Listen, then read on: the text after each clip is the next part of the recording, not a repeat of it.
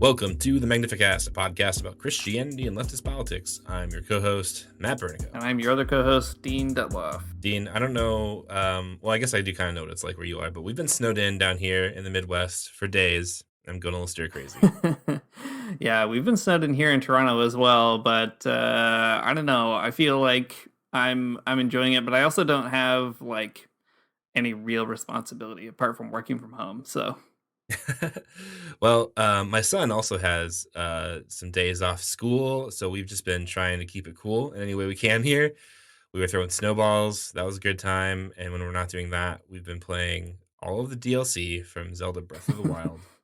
And we are more committed than ever to get this Zelda dirt bike in this game. It's gonna be great. It is going to be great. My wife is also doing that right now, but she is. She told me she doesn't like the dirt bike because it takes her out of the immersiveness of the world. So she's going to earn it, but then not use it, and I really respect that. That's very funny. Here's the thing about the dirt bike that you got to know that will make it feel more immersive. Hyrule is a place where dirt bikes exist, and once you get that under your belt, it's like, yeah, I guess so. Yeah, there are more advanced makes technologies in that game than dirt bikes, I guess. Yeah, it's cool. It's the same dirt bike that you get if you play Mario Kart 8. So there's a lot of great interconnectedness in the Mario cinematic universe. That's good. Well, welcome again to the Magnificast, a podcast about about what video games we're playing right now. No, we're not doing it that time. We're not doing this that time. All right, folks, let's get into it. On this podcast, we read a lot of books. And this week is no exception. We're reading a book that Dean and I both like a whole lot. And that's something. We read so many books, and some of them are bad. Some of them are real stinkers. But this time, we read a good one. So this week, let's see. We'll talk about it more in a minute, but we're going to talk very explicitly about a book called Revolutionary Forgiveness, Feminist Reflections on Nicaragua by the Amanecida Collective. It's a really neat book, and we'll talk about it a lot in a minute, but that probably gives away already what we're going to be talking about in this episode. The Nicaraguan Revolution. When it comes to Christianity and the left, there's a lot of interesting things to talk about, a lot of great history. And if you don't believe me, do I have 250 episodes of a podcast for you to listen to? But if you do believe me, great. One of the most interesting things in that long history of Christianity and the left, or however you want to frame that particular niche, is, I think, the Nicaraguan Revolution. It's super interesting. It's a historical moment that we always find ourselves coming back to on this podcast.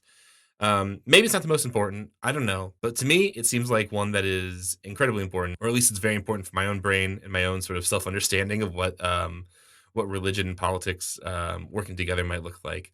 So we will talk about the specifics of Nicaraguan Revolution in just a minute. But broadly speaking, it's a really interesting time to look at if you are interested in the ways that politics and Christianity can mutually inform one another in a, pretty overt revolutionary situation. Like I've said, we talked about Nicaragua a lot before in this podcast. We talked about Ernesto Cardenal, one of the sort of main figures not the main figure in the revolution necessarily, but definitely an important figure in the post-revolutionary society for sure. And we've talked about the revolution more broadly. We reference it probably every other episode, I would imagine. But anyways, we found a pretty interesting, not new, but new to us, a pretty interesting new to us book that offers up a really unique perspective on the revolution with regards to Christianity and also with regards to feminism. So that's pretty wild.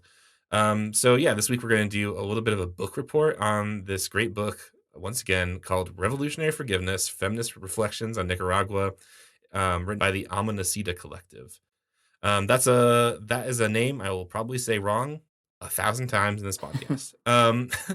Well, anyways, a book report. Maybe you're already reaching for the pause button on your phone. Maybe you're already unplugging your headphones. You don't want to listen to something about a book because you're listening to a podcast for a reason.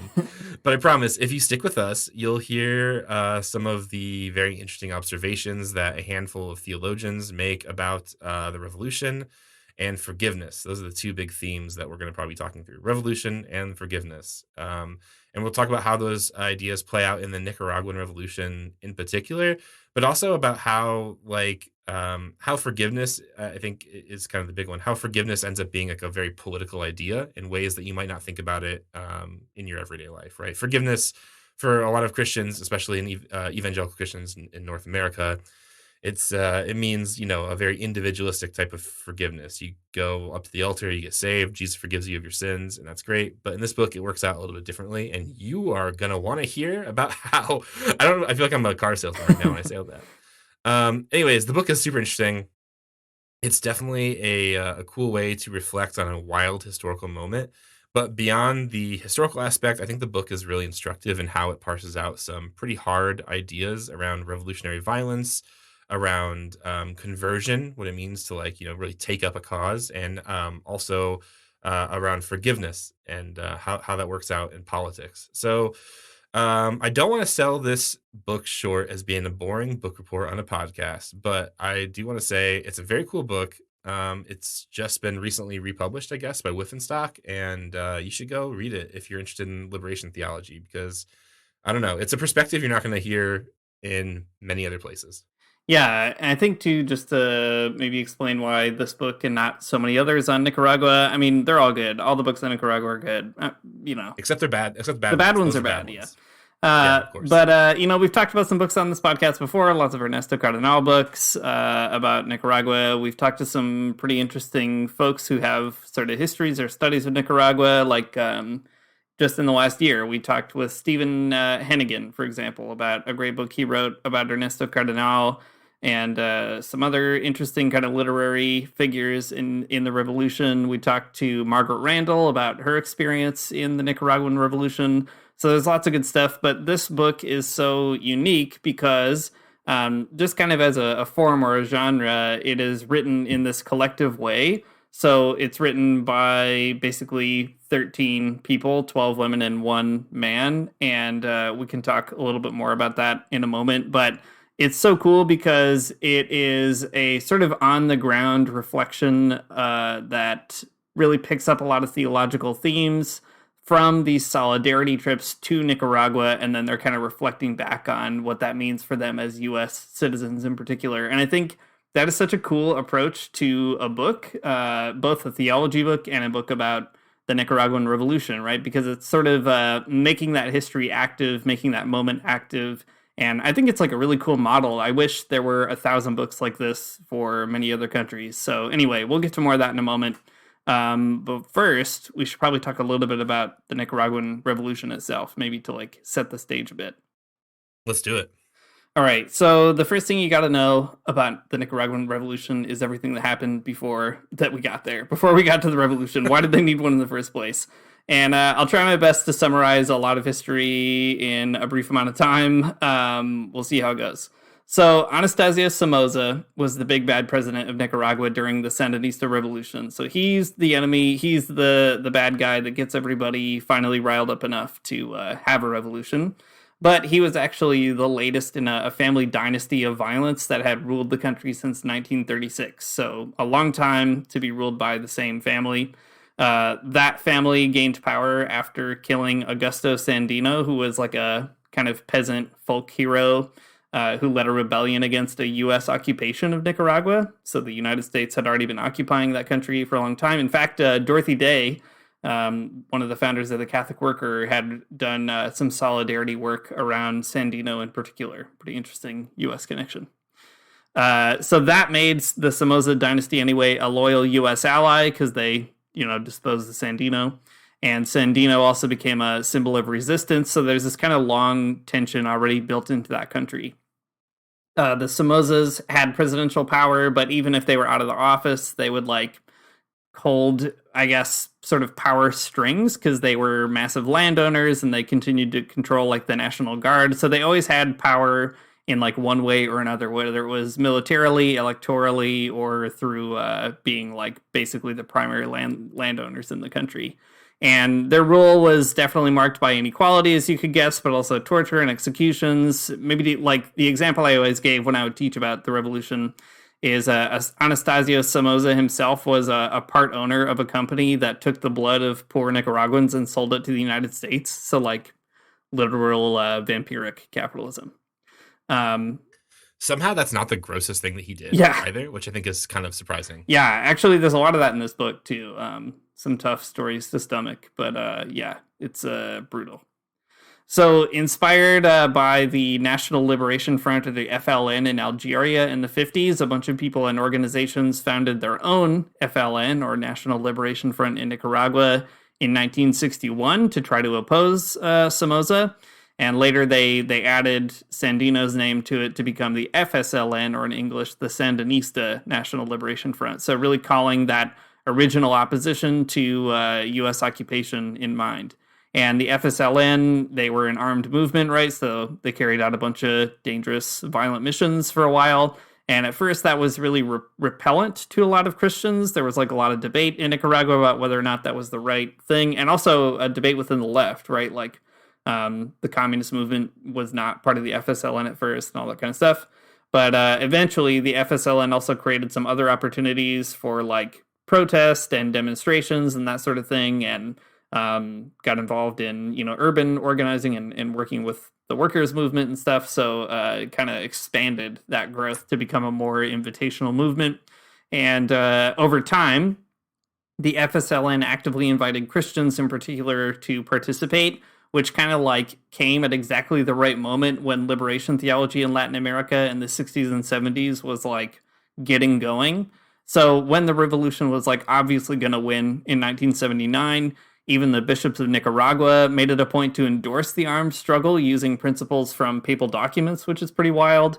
In November of that year, they released a pastoral letter endorsing socialism. So even in the hierarchy was moved at least to make that statement. And the revolutionary government included 4 priests and a bunch of lay Christians as well. Base communities, which are kind of like the organizational unit of liberation theology, they were super important, building popular support for that revolution. And then after the revolution succeeded, so that was 79 and Jimmy Carter was the president, when Reagan took over, the US began funding a really brutal civil war against the revolution throughout the 80s. There's a lot of kind of euphemisms for it. Sometimes it's called like the Dirty War or the Contra War, or lots of names. But anyway, if you've ever heard about the Contras, that is who they're talking about. It's a kind of paramilitary right-wing force of basically fascists who Ronald Reagan sent millions and millions and millions of US dollars to, and Congress too, not just Reagan, a lot of very bad Congress people as well did that. And there was a bunch of bad scandals. The Iran-Contra affair is part of that. Money laundering through it. The drug trade was a part of it. Lots of really gross, shady things that Reagan did. But anyway, that's the revolution in brief. It takes us up to the point where this book appears in the mid 80s. So right in the thick of the Contra War, and kind of on the one hand celebrating the victory of the revolution with that long history dating all the way back to Sandino, but also in the middle of a massive sustained imperialist opposition campaign by their own government, the Reagan government. Yeah, I don't know, man. Pretty good. Pretty good history in, I don't know, a few minutes. Thanks. You can turn that one into your animatic on YouTube. That's what we need, is an animatic of you talking about the Contra.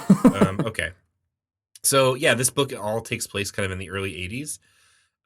It is, well, here, I'll tell you about the book kind of conceptually. But right, it's taking place in the 80s. These 13 people, who again are mostly women, they're from North America. They make up this thing called the Amanecida Collective. They write about a series of trips that they took to Nicaragua.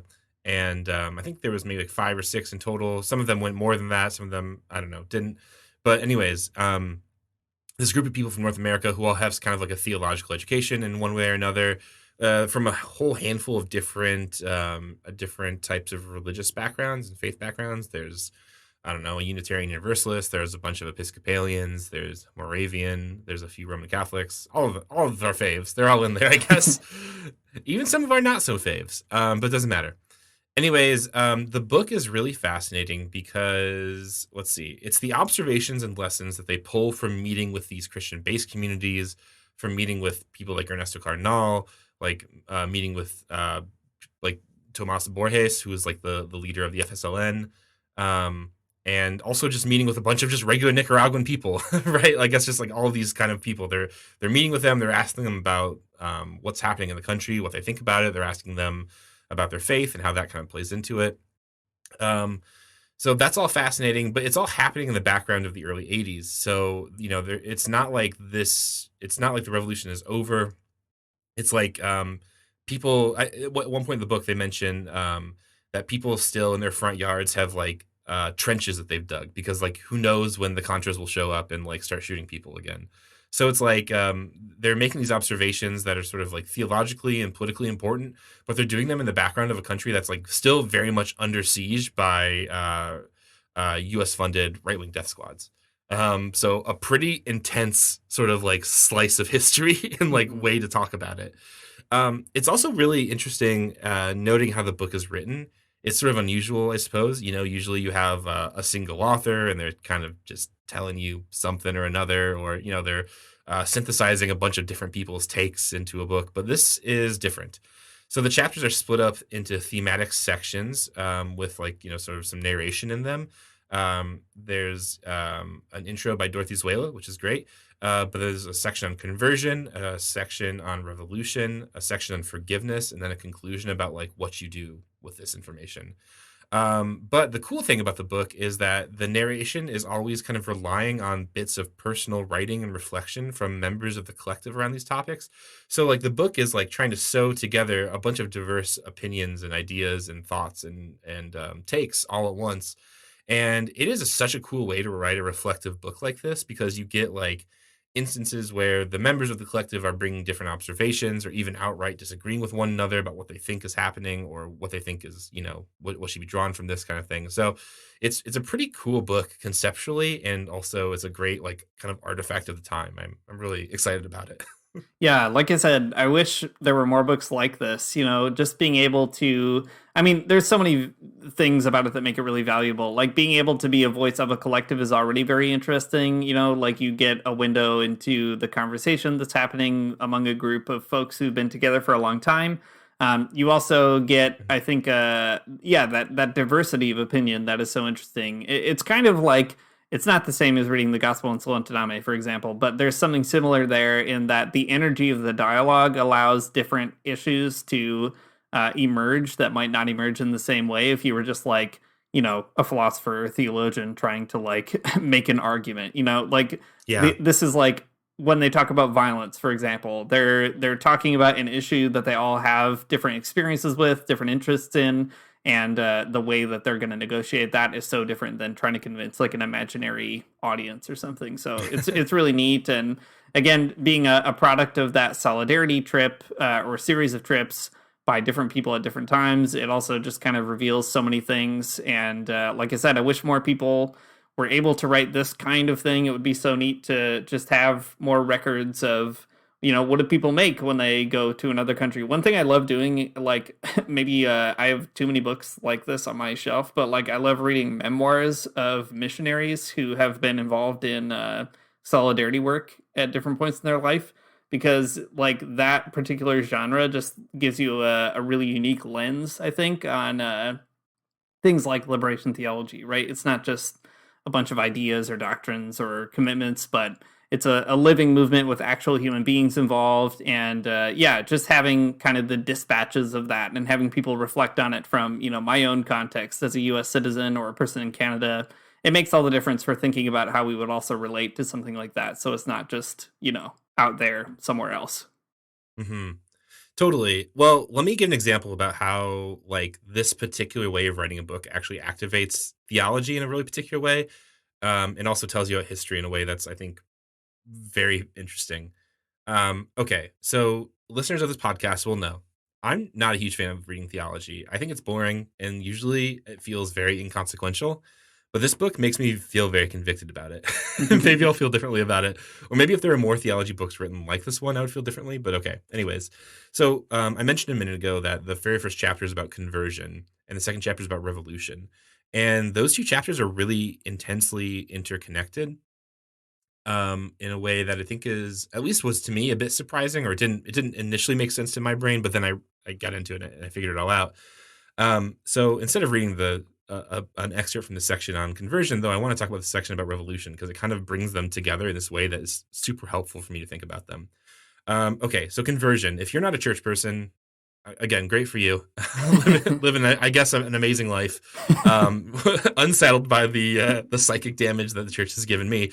But the conversion, when we think about it in the context of evangelicalism, we think about it in the context of conservative Christianity or just North American Christianity. It is like about a commitment that you yourself are making to God, to church, one of these things, right? I mean, for evangelicals, it means that you were at summer camp and somebody gave an altar call and you went up there and you converted, you gave your life to Jesus Christ, and what a great thing that was, right? There's all kinds of other ways that people talk about conversion. There's a whole kind of conversation around this for sure, but um, to me, it's never been very interesting, I guess, because I don't know, you're supposed to kind of go through this moment, and God does something in you where you're changed, irrevocably. There's something happens to you, and I don't know, I think probably, at least in my case, and I'm sure probably in the case of others, that's not really how it works, right? You're converted for like an afternoon, and then something else happens, and you forget or whatever.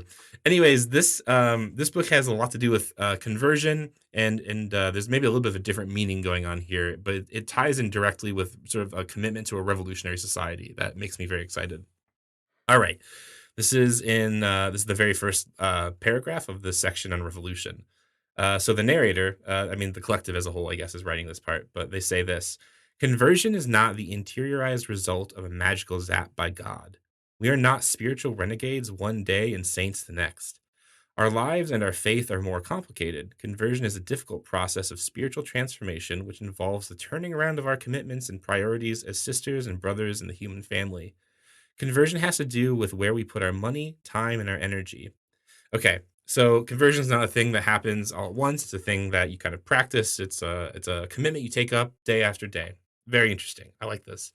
But the part that makes it tie into revolution is kind of the way that they themselves on this trip become converted, right? Not to Christianity, or I mean, maybe to Christianity in a different way of thinking, but to a type of revolutionary project within Nicaragua, to a sort of ideology of, Sandinismo, but also to like a type of Christianity that the people of Nicaragua are expressing in this moment that they find like really connected to the revolution.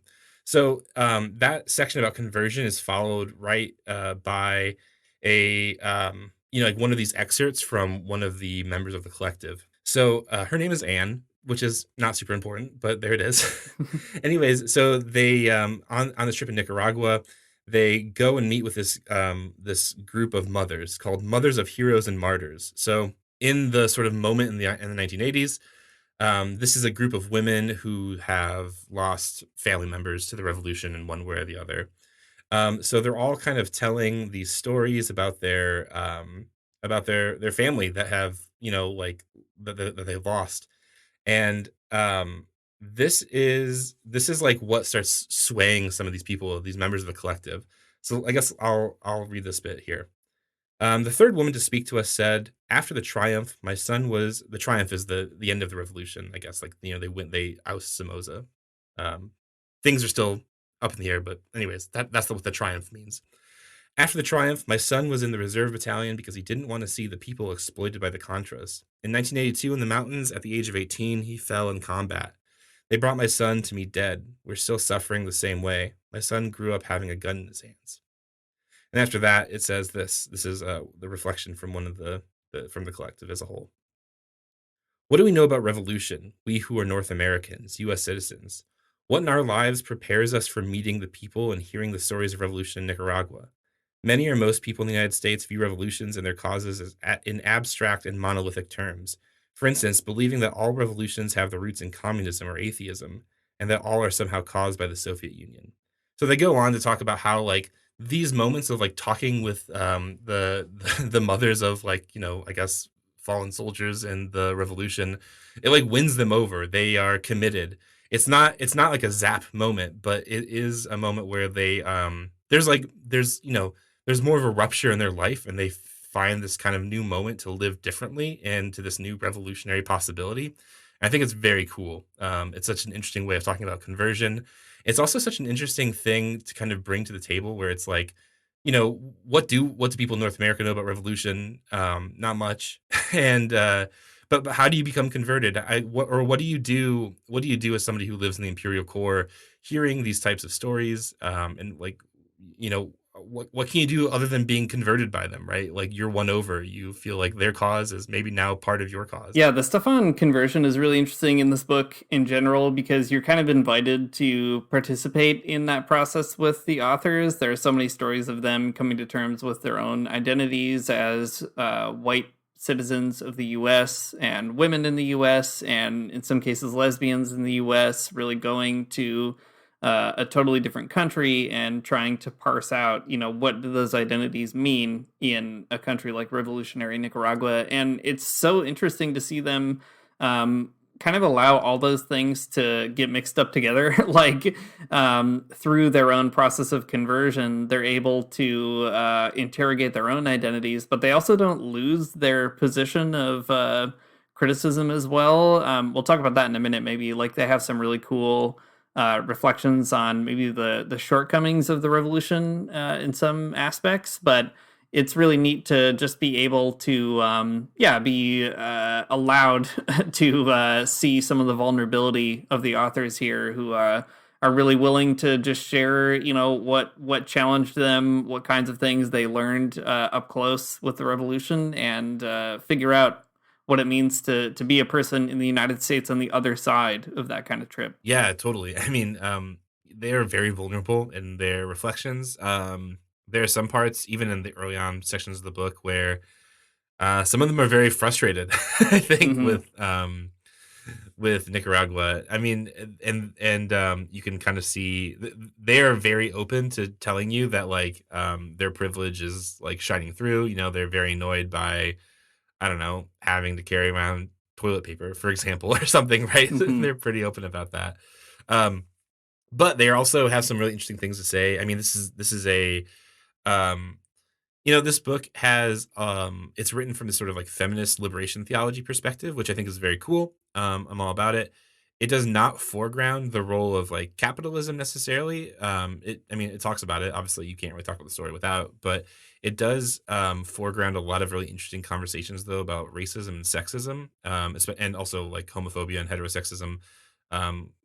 There's lots of reflection on that and how it plays out, which is cool. I'm very into it.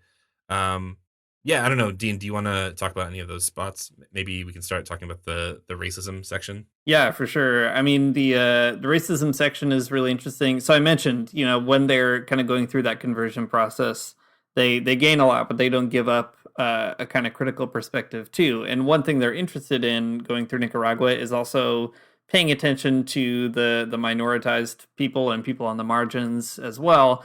And when in the racism section, they're especially interested in how the revolution deals with indigenous peoples in the region, which was a huge kind of point of conflict. The Sandinista revolution had a number of policies with respect to the Mosquito Indians in particular that were all very complicated, and complicated too by U.S. imperialism, which was also trying to win over indigenous peoples to create a wedge and a rift. And lots of bad policies on both sides. Like, genuinely, this is not liberal both sidesing it. It's like the US government did some very bad stuff to try to weaponize indigenous peoples against the Sandinistas, and the Sandinistas didn't win themselves any revolutionary favor by creating policies that further marginalized indigenous peoples. So, complicated issue, and they wade into that a little bit with some nuance for sure, and in ways that are really interesting. Ernesto Cardenal also talks a lot about that, by the way, the way the Sandinistas did wrong by the indigenous peoples, and also tried to sort of correct course over time. Eventually, they lost the Civil War, so I don't know. Probably did not improve life for indigenous people, as I would guess, in the '90s. But nevertheless, all very complicated, and the collective does a good job drawing it out. I think there are two especially interesting conversations in here, one on sexism and the other you mentioned on homophobia and heterosexism. Because the book is themed around feminist reflections on Nicaragua, I think that's kind of maybe the strongest material, because that's what the authors are especially good at talking about. When they talk about sexism, for example, they do say that they meet with lots of women, lots of girls, lots of organizing groups working on issues of sexual inequality. And they say that they think the Nicaraguan Revolution is improving their lives. And so the members of the collective are like, that's great. However, they don't, let the revolution off the hook. And for example, I'll just read one paragraph here. They say, it's clear that the Nicaraguan government is working to counteract many of the effects of sexism. However, there are still many problems caused by deeply rooted machismo, which is still very much of a problem. We were keenly aware of all the posters and newscasts we saw featuring the leaders of the country, the 9-man ruling junta. Male faces all the time, not all that different from home. Many of the Nicaraguan women with whom we spoke agreed wholeheartedly with us on the subject of sexism in Nicaragua. As Milieu Vargas, a member of the Council of the State, told us, to call yourself a revolutionary, you really have to accept equality, but in practicality, it's hard. Now we're trying to convince compañeros that it's better to be equal. And then they go on to sort of record a lot of words from Nicaraguan women in particular, pointing out, things they're still working through. And maybe just in the same way that conversion doesn't happen overnight, they're really impressing. Revolution doesn't happen overnight. Exactly. And you really have to kind of target it at all levels. Yeah, that's right. There's a section where one of the members of the collective, I can't remember which one now, they were telling the story about how they were visiting a farm or whatever. And the guide that was taking them to the farm was male, was a guy. And he asked some of the women that were there that he told them they should stay in Nicaragua and have babies. And they were like, kind of disgusted by this. Right. Yeah, exactly. Yeah, there's a bunch of stories like that too, right? And even of women in Nicaragua being like, my husband left me because I supported the revolution and he didn't, and that was like a flashpoint in our relationship, and I supported it because I thought, I could sort of stand to gain as a woman, right? And my husband didn't like that, right? So like, there's a lot of interesting nuance there as well, but. And even pointing out some conflicts and contradictions where like women who were invested in the Sandinista revolution then felt marginalized by the way that the revolution was not moving quickly enough. And this is a pretty common story I think you hear in a lot of reflections from women in the revolution. Like a lot of leaders in the Sandinista, like the actual fighting of the revolution were women, but they weren't necessarily rewarded with like governmental posts the way that men were. So yeah, really cool to kind of see them parse that out. I mean, not cool as an issue, but cool to have somebody do their homework, I guess. Draw attention to it. Yeah, totally. The other section that's really fascinating is that one on homophobia. So a few of the members of the collective talk about their experience as lesbians in the United States and in Nicaragua, and they are especially interested in the treatment of gay people there. And I'll read just a little bit from that section too. So they write, it's an indication of some degree of tolerance that there are no laws against homosexuality in Nicaragua. When asked what the difference before and after the revolution was for lesbians and gay men, Milieu Vargas, again, same guy they were just talking to, responded, we haven't paid attention before or now. It's a personal decision. Perhaps now there's a more generous feeling. There's no official policy and no organizational pressure group. They continue, like the collective basically continues to sort of press that issue wherever they go in Nicaragua, and they get like a wide variety of responses. Some that you can probably guess, right? Like some people are like, oh, there's no gay people in Nicaragua, right? Like that's a response they get. Or they get responses from people who say, oh, I don't know, like there's probably gay people who cares, like whatever, they can be gay, but it's like not an issue, which means it's also not a priority, right? Like thinking it through. So you get a lot of interesting kind of mixed perspectives on it, but I think some of the most interesting writing is actually just the reflections from the collective about that, right? Just thinking about their own kind of identities and how that is related to kind of what they're seeing and negotiating. It reminds me, too, of if you ever read Ernesto Cardenal's travel diary called In Cuba, when he's in Cuba, there are a few sections in there where he is asking around about gay people in Cuba, and you get some similar kind of thoughts where there's people who are like, oh, there's no gay people in Cuba, while there are other people who are recognize gay people are there and see it as a justice issue that they need to be included. So interesting to kind of see some of that in Nicaragua in particular. I think, if I had to have guessed, I would have felt like maybe it was more socially conservative than that. So on the one hand, it's kind of encouraging to see that there's a lot more openness there than maybe I would have wrongly assumed. But also obviously lots of other work to do. So just a cool, very unique window into asking around about a particular group that I don't usually ever hear talked about in the context of the Nicaraguan Revolution. Yeah, absolutely. It's great to draw that attention to it. Yeah, I mean, because you don't ever hear about it. There's one of the people, one of the members of the collective. Their name in the book is Margarita, and I like their commentary the best. It's always very interesting. Anyways, there's a section under the homophobia heading where this member of the collective, Margarita, she's like very upset, I think, about I mean, rightfully so, about this like sort of like the hemming and hawing and the weird sort of attitude around gay people. Hmm. She identifies herself in the book as, I mean, she's North American, but she has like sort of a Cuban heritage, and she's also a lesbian. So she has like this very interesting response. Not interesting. It's like it's an entertaining response. It's a powerful response. It's a good one, I think. So she is. It's really fascinating because, just like you said, I mean, in Cuba, it's a problem too. During this particular period, she says this: Fidel doesn't know me. I'm different. I'm a lesbian Latina. That is not revolutionary, he says, but I am revolutionary. I'm sexual. Did you see that? You were afraid that I had a Cuban sexuality? I do know. I'm like you. I love women, all women. Anyways, it just goes on, and I love it. It's great. Yeah. I mean, that particular period, I don't know, people on the left, I mean, probably including us sometimes, like kind of romanticize how cool it is, because it is cool. But there are these pieces that, we should think more critically about, and that's one of them for sure. Yeah. Yeah, I agree. There's a lot of other interesting stuff in the revolution section, but we have to maybe move on to forgiveness or else I'll never get there. But I do want to pick out two more things. One is their conversation on violence, and the other is a neat little piece of advice from Ernesto Cardenal that they got to U.S. revolutionaries. So the first on violence, they have a great kind of discussion. Violence comes up a lot in the book. It's like the collective is clearly trying to work out what they make of it, and they keep foregrounding it against, in front of like all that history with Somoza. And there's a neat moment where they're all having a conversation. They talk about Gandhi and everything else, and this woman Elaine says, "Nonviolence is a negative term. I prefer something like peace, by whatever means necessary, even if the means are violent.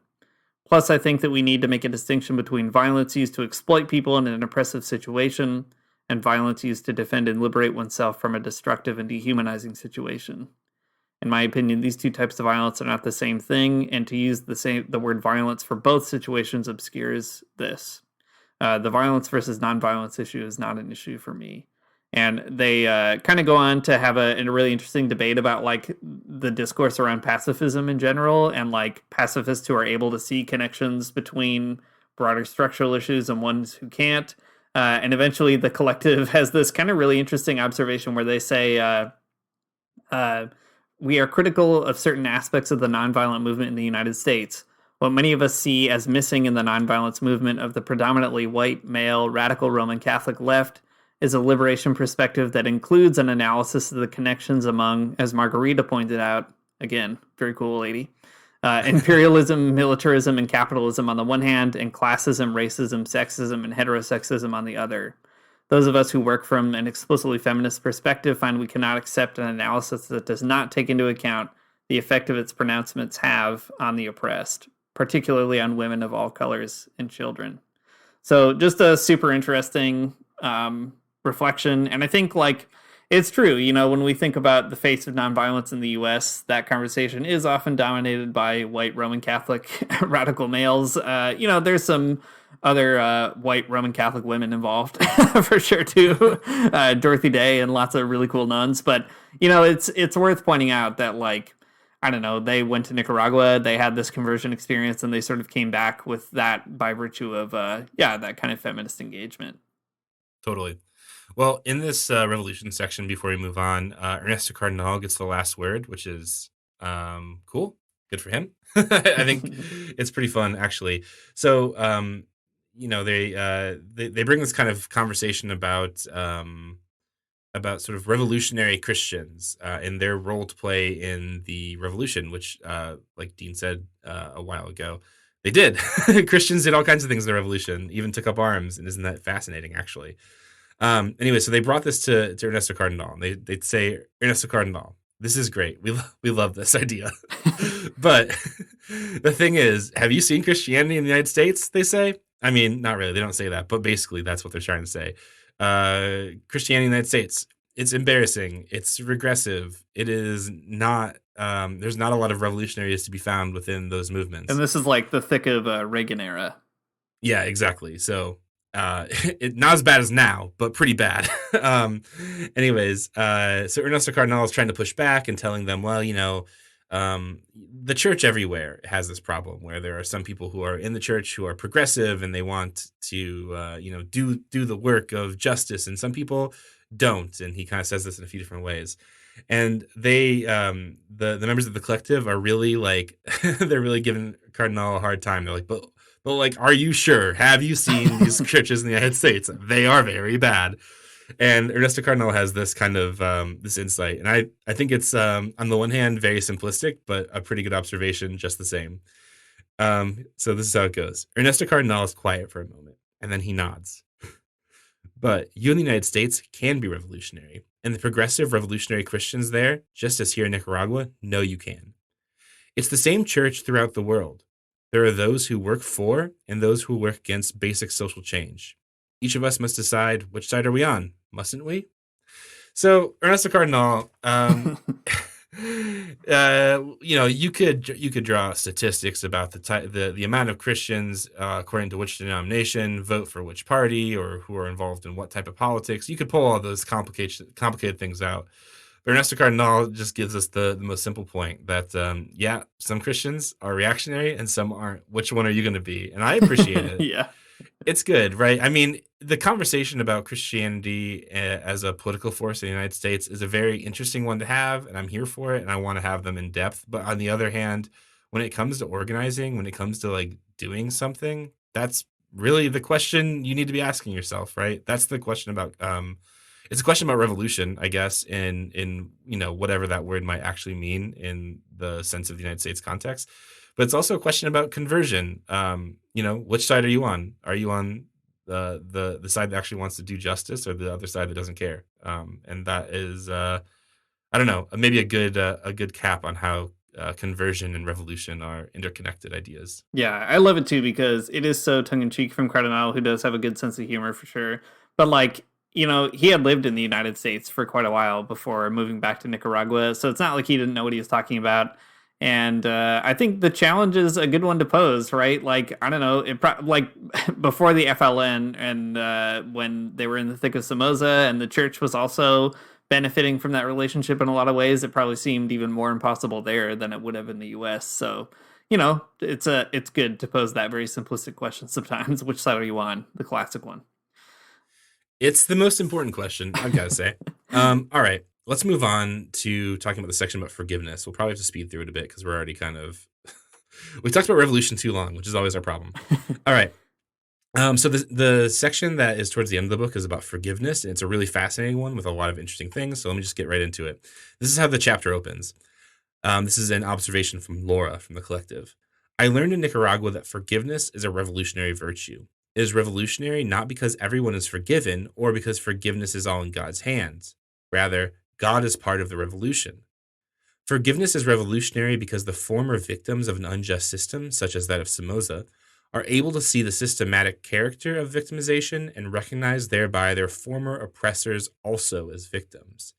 Those who forgive are prepared to blame the way society was structured rather than simply the individuals who participate in it. The individuals are held responsible primarily for the future, not for the past. They are given a chance to change rather than being cast away. So obviously a pretty revolutionary and also extremely Christian way to think about the idea of forgiveness, but also an extremely challenging one. Mm-hmm. In the abstract, this sounds easy. You're gonna hold people accountable for the future, not for the past. You're recognizing the ways that your oppressors are a part of a system of oppression. All cool ideas that I like a lot. I'm a big fan of them. But then the chapter goes on to tell you exactly what the oppressors, who are a part of a system, were up to. And it is kind of hard to stomach. I don't really want to say too much of it on the podcast because it's probably pretty disturbing. You don't need it in your ears. But, things like torture, things like, I mean, child soldiers, it's awful. It's really bad. Yeah. But the part of the revolutionary process in Nicaragua was finding ways to forgive the Somozaistas, the National Guard, and figure out like what to do with them or what reconciliation looks like or what forgiveness looks like. And it is tough. It is tough for sure. It's super tough, but it's also, maybe to summarize it, I mean, they offered the story of Tomas Borge, who was one of the revolutionary leaders. And I think it really stands in for a lot of the other things. I mean, you can read all the bad stuff on your own.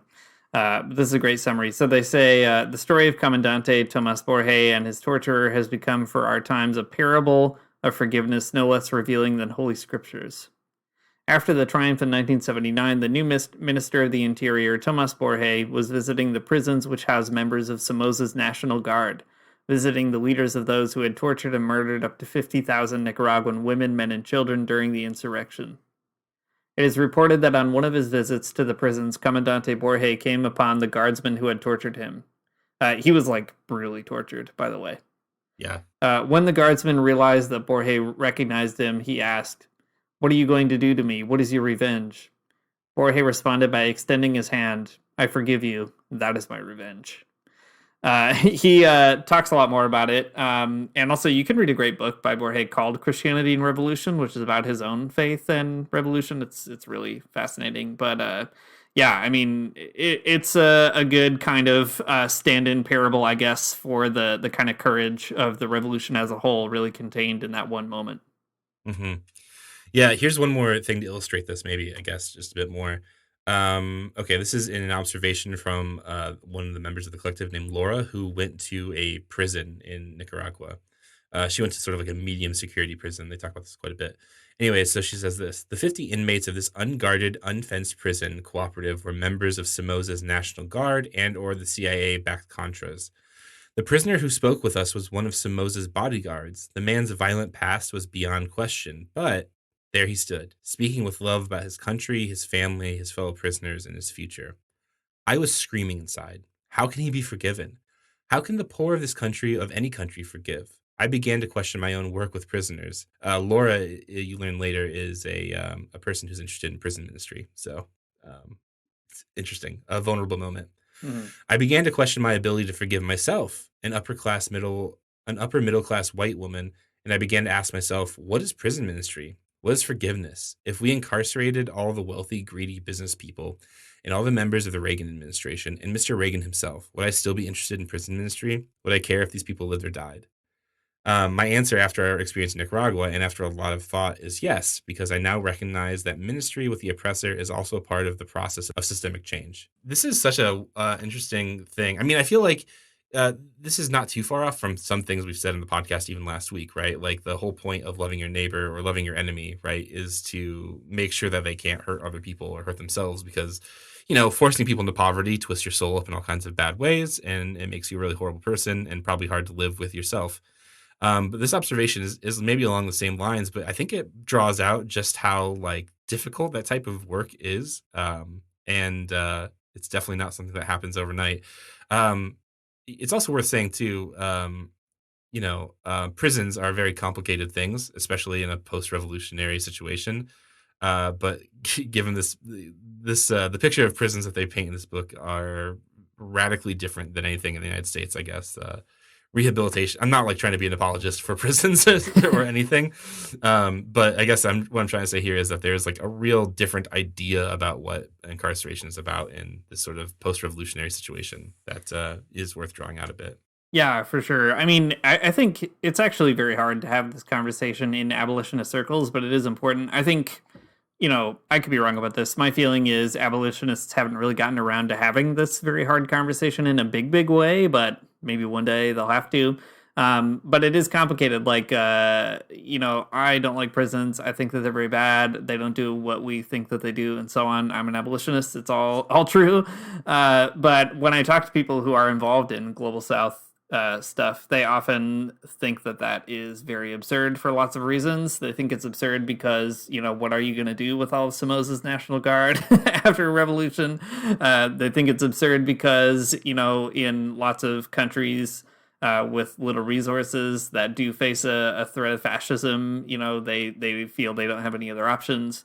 And also in countries like Cuba and Nicaragua, the sort of situation is such that they do want their prisons to be rehabilitative. And, whether or not they are, I guess, is kind of up for people to decide. But you do get stories in here that kind of suggest that the prison is more of a rehabilitative apparatus. In Ernesto Cardenal's in Cuba, you actually meet a few people who have been through the prison system in Cuba and were rehabilitated in some interesting ways. And that's just kind of them talking about it. Angela Davis herself famously visited prisoners in Cuba, and she herself,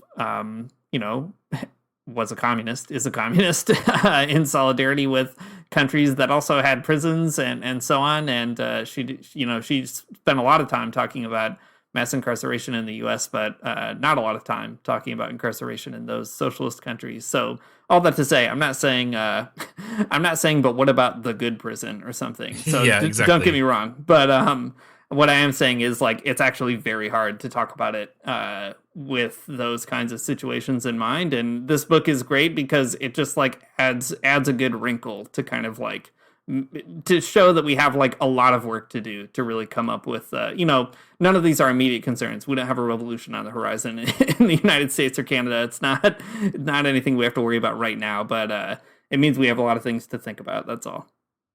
Yeah, I think that's right. Okay, man, we could go on and on. There's about 1,000 more things I actually really want to talk about, but maybe we'll have to do that. We'll have to do it off the air, Dean. Anyways, the conclusion of the book is just as good as the rest of it. It's kind of bringing together all of these observations into a kind of a what should we do kind of moment. And there's a lot of things that we should do, like building solidarity. You should probably do that. You should think about individualism. You should learn about power. You should be able to... you should know how to confess your own wrongdoing. All these kinds of things. They're great. They're great lessons that you can learn from this whole book. And I want to talk about them all, but we can't. But the part I do want to talk about in the conclusion that I think is pretty convicting and I think is worth for people, people on the left to think about, but also, Christians. This is maybe I think this book is full of things that Christians can actually lend to politics in ways that, are kind of missing from the current landscape of the United States. But this is a big one to me, I guess. So there's a section that has the heading called Converting the Oppressor. And here, I'll just read a bit of this. The bonding of the poor and others into a community willing to struggle to overthrow an oppressive regime reveals the power that comes from solidarity. What prevents the community from eventually becoming the oppressor is the community's acceptance of the responsibility to liberate the oppressor as part of its own self-liberation. Therefore, liberation spiritually adheres to a conversion, revolution, and forgiveness process. From a liberation theological perspective, the people's forgiveness of their oppressors is based on their trust in the relational, communal fabric of both divine and human life well lived. There's some more, I guess, that we could go on to say as well. But I think that's really fascinating to lay out that, that kind of process, I suppose. The conversion, revolution, and forgiveness process is, all of the conversation we just had, aside about prisons, that's like an abolition process, right? That's breaking the cycle of oppression. That's breaking the cycle of, criminality for sure. Mm-hmm. Being converted to a type of being in the world where you're in solidarity with other people, accepting that their revolution, that their liberation is a part of your own, and then also understanding that the people that you are overthrowing, that you're liberating yourself from, are people who are hurt by the same system of injustice that you are. That's super important. And I am here for it. And I think that is a particular observation of Christians doing politics that you wouldn't get from, I don't know, other communists. Yeah, no, I think that's exactly right. It's interesting too. Like you said, there's 1,000 other things we could talk about in this book, but The way that we didn't really even talk about this much at all. We've been talking about all the stuff you learned about Nicaragua, but the way that the collective also kind of reflects that back on their own read of the United States is also very interesting. You Yeah. know, it's a lot of contrast and figuring out, okay, so in Nicaragua, that's a society of revolutionary forgiveness. The United States, though, is not that way. It is a society of, they have lots of interesting words for it. It's like, you know, a society of punishment. They talk about the prison system in the U.S. They they refer to Saint Augustine talking about the human race as the massa damnata, and they're like, that is like the United States, right? Everybody is condemned essentially. So it's really interesting to hear them talk about that. It's cool to hear them talk more also about gender issues in the United States, their own kind of experiences in the U.S., and what it means to theologically reflect from a U.S. perspective. So I think that's another contribution to the book that is like worth kind of picking up a little bit more and thinking about it. I mean, the book is like over 30 years old now, right? It was published in 1987 originally, but so much of that stuff just remains the same, unfortunately. And nevertheless, it's really good to kind of see that different model of like theologizing about our situation now. And yeah, it's really neat to just kind of have the ability to be a fly on the wall of like a conversation between, you know, a bunch of women thinking about what it means to be U.S. citizens who have been to Nicaragua a bunch. Yeah, totally. Well, I mean, it's such an interesting book because, right, it's about Nicaragua. It's about this like sort of liberation feminist perspective on liberation theology. But I think it has so much to say to, I mean, just our understanding of politics in general. I think it's a great book. I am so energized by it. Honestly, I am really excited to tell other people about it. Yeah, I'm gonna put it. I just got added to my church's millennial group chat. I'm gonna tell them all about nice. it. I'm gonna become the worst and most annoying person in that group chat. That's great. That's what you got to do. We got to get this book out there in the group chat for sure. And we got to create a bunch of new writing collectives, and people can go on solidarity trips and write really good books after several trips taken together. So start the work now so that we can all have a bunch of books from different countries in like 10 years. Maybe that should be the big Magnificast writing plot. Yeah, a great plan. All right, folks. Well, we learned a lot in this episode. We've come a long way since the beginning when we were just telling you about what the Nicaraguan Revolution was about, and now we're at the end and we're learning of big lessons about conversion, revolution, and liberation. I'm sorry, conversion, revolution, and forgiveness. Those are the big three. Get them tattooed on your arm and never forget them, like I just did. All right. Thanks for listening to Magnificast. If you like what you heard, you can support us on Patreon at patreon.com/the Magnificast. Or if you don't want to do that, that's fine. You can also just give us a nice iTunes review or a review on some other platform. I'm sure they all count in the grand scheme of things. Maybe not. Who knows? Honestly, it's anyone's guess how the algorithm works, and I certainly don't know.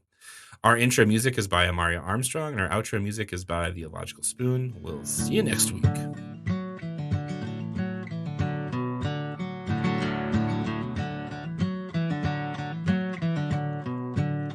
I don't wanna get up for church in the morning, souls alive. Heaven come to earth and there won't be no church. We'll meet down by the riverside. There we'll swim with all creation. Never get tired, never bored. Don't worry, someday there'll be no dam between us and our Lord.